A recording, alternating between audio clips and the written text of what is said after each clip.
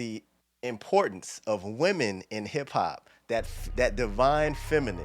What really sparked your interest in the hip hop scene? Was it UK music? There was a time, I remember the time when I didn't listen to female artists. Yo, what's good, y'all? Man, episode 2 finally coming on the way. My fault for the little delay in between episodes, but man, when you drop the whole episode at once, you know, it's hard to drop it in parts and stuff, but it's gonna be more consistent. We got great topics coming, and we got different worlds meeting from across the way. We got a guest, Charlie Taylor. Thanks for having me on, man. It's great. I really enjoyed you guys' first episode. Nice and, succinct. Hopefully it can be as hopefully I won't ramble a lot. I tend to do that. You know what I mean? Not at all, man. Not at all.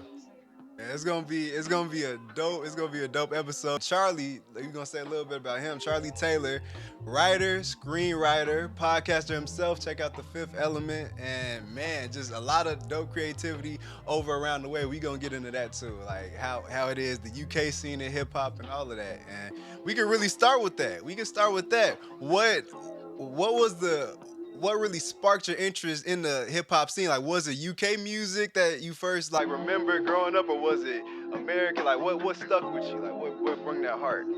Yeah. So the first on The Fifth Element, it used to be mainly a blog, so I kind of just started off as like that. And one of the first things I wrote, it was like my journey so far, I called it. It was basically just like my musical journey at that point, because I feel like most people have that in terms of certain things as it pertains to art, whether it's music or film or whatever. But yeah, for me personally, I think it kind of started, with my pops and my sister. They had different tastes, and I kind of just was injected with a lot of those. So my sister was kind of into like US 90s R&B, but modern at that point, kind of grime hip hop. What songs do you remember? What's some songs you remember hearing? If any. They can be embarrassed. Man, whichever one. I'm just trying to think. Just trying to think. I mean, on her side, it was kind of just like, TLC Fan Mail, that kind of album. Also just throwing me on to like 50 Cent's Get Rich or Die Trying. I remember she burnt me off with that CD. Back in the burn CD days. So yeah, I had that on CD. On my pops' side, he has just tons of stuff. It was his birthday yesterday as we record. So we have a Bob Marley exhibition, which is going on in London, Saatchi Gallery, and so we're both really into reggae at that point, and he just injects me a little bit of that. Something called Jungle, which was kind of like it's kind of what drum and bass is now, but with more of a Caribbean flair to it. That's what I've realized. That's what I've realized with the UK scene, that it's a lot of reggae Caribbean influence injected in the hip hop scene, and then a taste there, like what y'all like. I love that element of it. No pun intended. I love that element of it, like how it fuses. That's what hip hop really does. It can fuse and go anywhere. There's so many different variations, so that's dope. So yeah, man. After that, I kind of just my sister gave me a few CDs here and there. My first UK one based was Dizzy Rascal's Boy in the Corner, which is just a god tier album. It's so. Yes, it's so like a thing I like to do on one of my pods, Digging Digits, is that I say everything's really 2000s, and I don't think people know whether I mean that negatively or positively. It's kind of dependent on what the thing is, because the 2000s was fucking weird in a lot of ways, and I just really enjoy that. I just really enjoy the fact how crazy it was, like fashion. We can talk about that. We have a lot, but yeah, just skipping on my journey a bit. I kind of just like I was really docile as a kid mostly, so I didn't really start discovering shit until I was about 14, 15, or even probably before that. Like before my first thing was actually just like EDM at that point. Which is like when Deadmau5 was popping. Yeah. A bit of drum and bass, Chasing Status, stuff like that. I was really into that, just really energetic stuff. And yeah, after that, it kind of just dipped into hip hop. Started listening to a few mixtapes here and there while I was working at school, stuff like that. And yeah, just got deeper and deeper into that. Started widening horizons just mentally, not just art wise, but once I started, seeing the world for what it was, it kind of just bled into the music and discovering that kind of stuff. And yeah, so now I just lead a continuous reason of just like trying to learn different things musically and trying to widen the palette, of course. Right. Starting to get into jazz recently in recent years, so that's been fun. But yeah, man, it's been an interesting journey music wise, I'd say, and I really enjoyed just appreciating that and reflecting upon that as well in terms of where the roots came from. It's fascinating. Which what's some mixtapes? You mentioned mixtapes. What's some mixtapes? All right, so my boy is a guy called Dex V, right? And Okay. he's a guy from Wichita, Kansas. So he's a really like little known guy at that point. I'd probably still is, I'm not sure. Um, but yeah, I listened to his stuff and it was very I forget how to call it, but it's kind of just like gamer raps or just like nerd rap. I think he references it as that. Just really nerdy shit, constantly referencing video games and stuff like that. Okay. So that was kind of my vibe at that point. But obviously spun like the old school whiz. That's a good one. You lot mentioned Lil Wayne. I'm not Yeah. a Lil Wayne guy at all.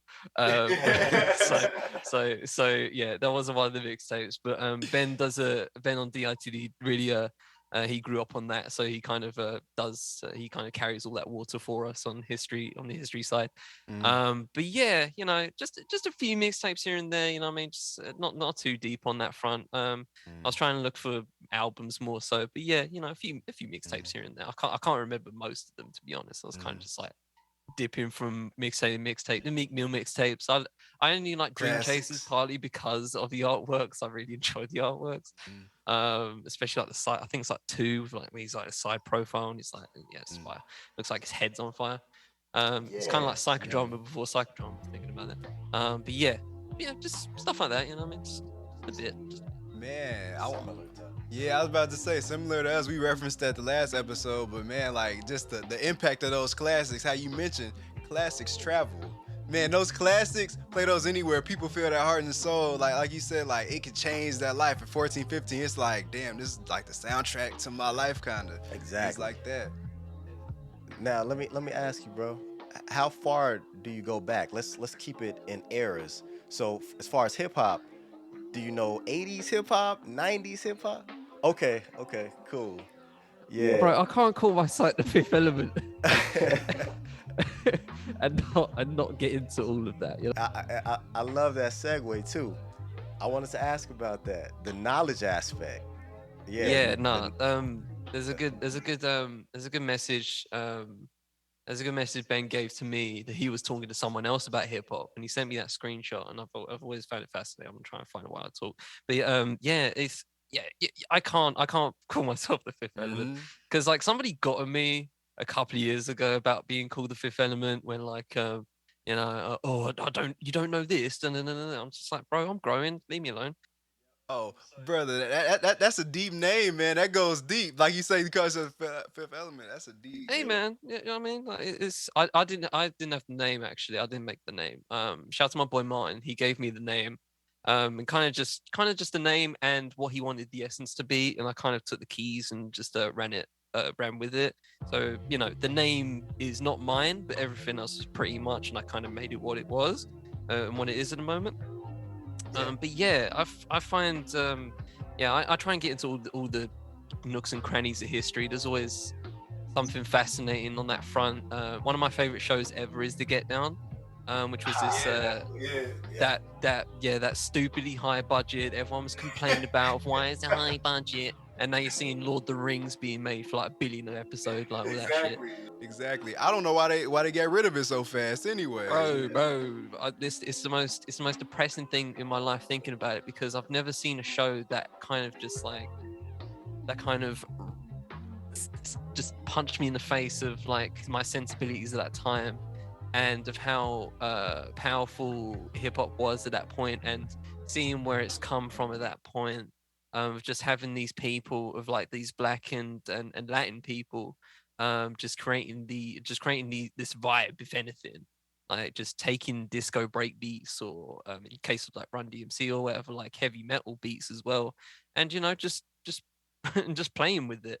But yeah, I love getting into 80s stuff. Like there's always now and again I see like an 80s album, I spin it, I'm just like, wow, this is actually heat. Like it's actually stupidly heat, because most people just see the message, and I'm just like, it's okay, but there's other stuff. Because it doesn't die. Hip hop doesn't die. It just evolves. Hip hop just evolves from its birth and conception, 70s/80s, to now. It'll never die. That's why I hated that 2000s era of hip hop is dead. Hip hop is dead. Man, hip hop doesn't die. It just evolves. Like you said, that 2000s era where everybody's just figuring stuff out. That sparked that evolution, bringing in new sounds and stuff and everything. You just kind of trying to figure out these new sounds. It moves with the energy. Yeah, Nas naming that album "Hip Hop Is Dead" annoys the hell out of me, and the song as well, which has nothing to do about the actual topic, is just called it that for whatever reason. Yeah, you got music, as we always like to say here. You've got music and the music business. Two totally separate things. And I'm listening to everything you're saying, bro. Two things I want to go back to. You said you're getting into jazz.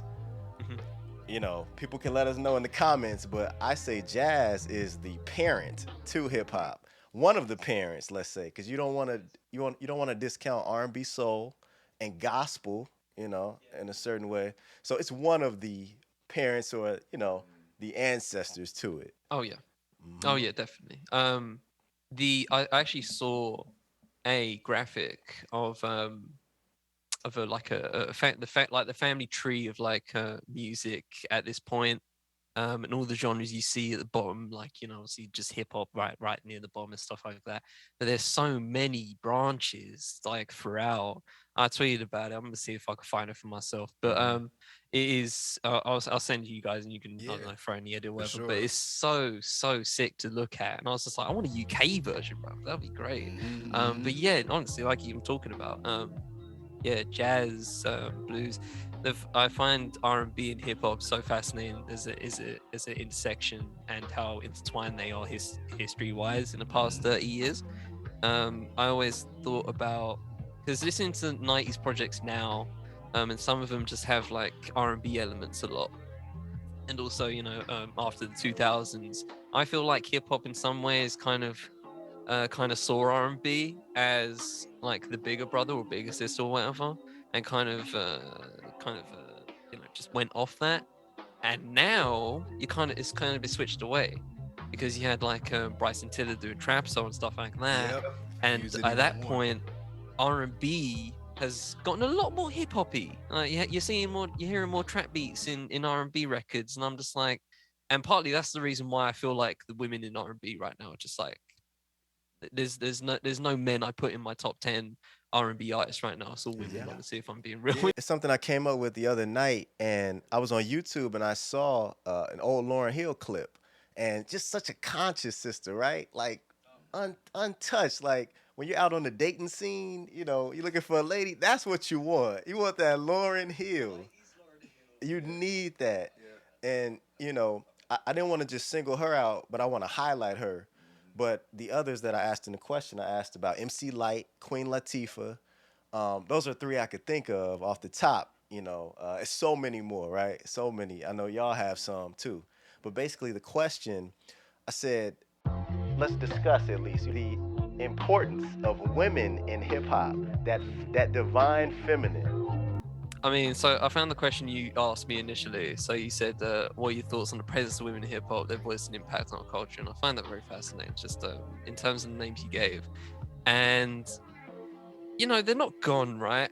In the same way that we just said hip hop will never die in that way. In the same way rock isn't dead. It's just not rock as it was in terms of popularity. There's still still plenty of festivals getting in. So but yeah, there's plenty of women in that essence that I feel not do it the right way. I mean, that's indicating that there's some that are doing the wrong way or anything.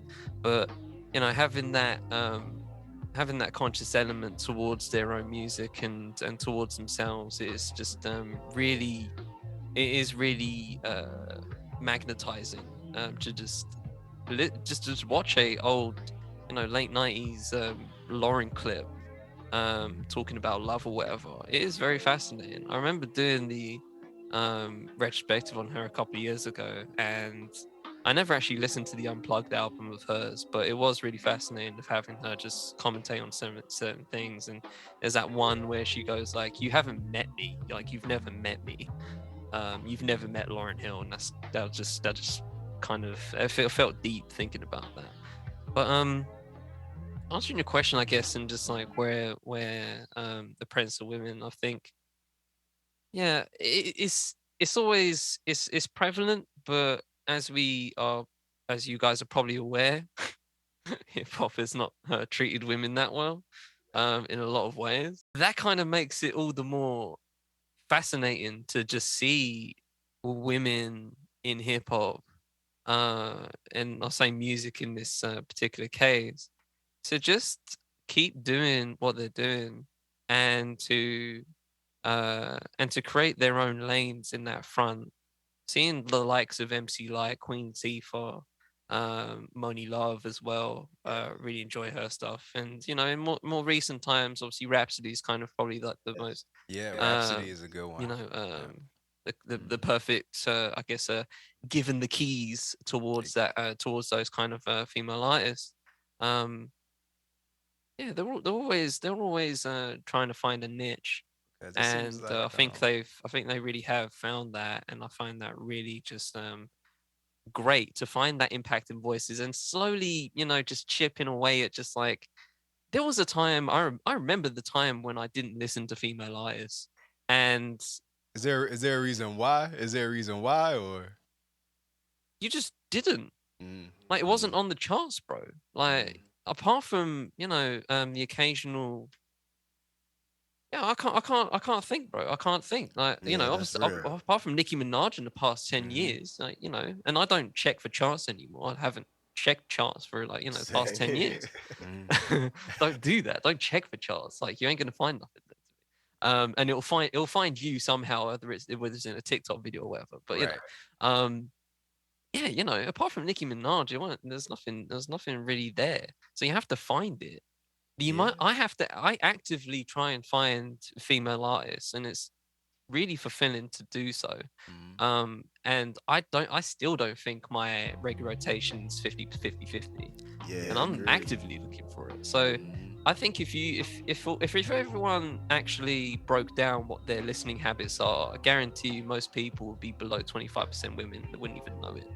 They probably like a few artists here and there. Like, they might like Nicki Minaj, or they might like Cardi B, or they might like Rhapsody, but they ain't liking the whole spectrum. Right. And there is a whole spectrum. There really Right. is. Like, I interviewed an artist.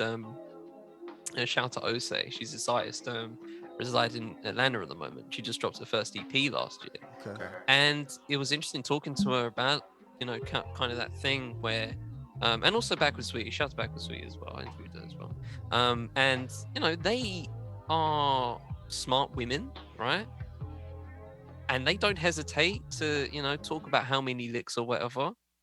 That's cool, that's Mm-hmm, fine, do your things. mm-hmm. But they can also talk about whatever else, and that's good, and that's fine too. Exactly. Like, the intersection is there now. I feel like, where I, you don't have to be this or this. It ain't Highlander. It's not there can be only one. In the mainstream, sure. But in, like, the rap middle class, the hip hop middle class, or independent scene, yeah, man. I think women can make their claim now, and it doesn't have to be via like a major label. I feel like it's a lot of room to tell their perspective and their like divine feminine energy. It's a lot of room for them to tell their stories without trying to fit a niche, like really make that pathway.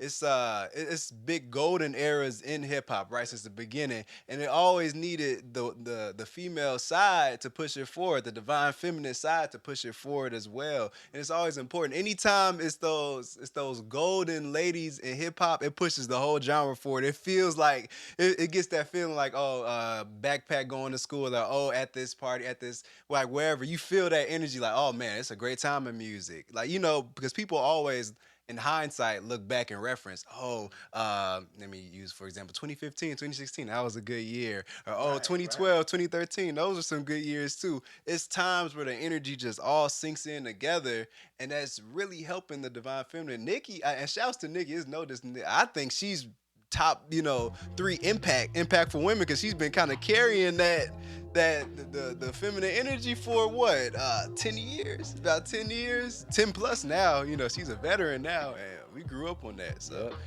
Yep. It's such a switch though for me, where you have Lauren and Queen Latifah, MC Light again. You have that, and then you go to Nikki, and they're just representing like what music is to them, in the current times. I have my personal things about it, right? Like I may or may not like, but like both of y'all said, that's your path and you're telling your story. I was saying to bro the other night about Cardi B, and we all can sit here and say, question her background and say this and that. Do you like her? Do you not like her? Or her music? But what I told bro, her story is her story. And in that first album she released, that was her story. It's different from Queen, different from Lauren, but hey, it's that voice, like you both were saying. and I would love personally just hear more like Queen Latifah's and Lauren's. It seems like we say, we know it's there. It's so much music available, but really, like we say, getting pushed, and then the middle class of hip hop, those differences, like to really find them, like you said, Charlie, you've been going on a hunt trying to find it. You still know if it's 50-50. Yeah, man. I'll throw you some names right now if I can. Like honestly, there's some really just like great women just doing it out there, man. This is some good stuff. But yeah, I mean, just looking through the Spotify stuff I've got, right? Yeah, no, please, Yeah, please, we need to backwards sweet, broadcast backwards that. sweetie, like I mentioned, actually, I think like she, I said to her on Wax, I said on my end of year list, like she was threatening my end of year list like at the end of December. So yeah, she's a great shout. Just that album, I forgot what the friggin' Christina Shantae, outstanding album. Brooke Brown, as a girl called Brittany Carter. I think she's Chicago. Just yeah, there's Chelsea Reject, Shane Noir as well. That's a good shout. She's doing bits, doing production as well. Female producers, talk about that as well. Jesus Christ, that's the thing I'm trying to do as well. It's just like hail up like any female production, because yeah, that's another thing that I feel like is just I feel like that's a topic in itself, talking about the producers and making sure they get their shine as well. That's a whole different. That's a whole other. We gonna have to do another part, another week. Like that's a whole other it's topic. 2 hours. You know what I mean? So yeah, there's plenty of that. Let me get one shout out in. Thanks for naming names. No Name from Chicago. No Name as well from Chicago. No Shout Name, out No yeah. Name. Yeah, man. Georgianne Muldrow, she's been doing it for years. Havia Mighty from I think she's from Canada. Il Camille, West Okay. Coast. Isata Sheriff, she's an artist from my ends. She's been doing she's done some banging stuff. Yeah, man. And there's even when I'm looking at this right now on my list of artists I follow, there's some names I have no idea whether I've actually listened to them or not. I just listen to a couple of songs and I just follow. And when they drop, they drop. If they don't, they don't. There's some random names in there. Lady Sally as well. There's so many. There's so many, man. There's so many good. But you really have to dig, and that's the problem. Like I don't think, and this is a case for a lot of things, right? There's people in cinema just people into cinema just watch whatever's in the theaters, Right. and obviously that's even worse to do so now, because every studio makes basically has the same model right now, where it's just like Blockbuster, theaters, everything else streaming. So I'm going to the cinema to watch the Batman or a Marvel film. You ain't watching nothing else on there, because they ain't showing that shit.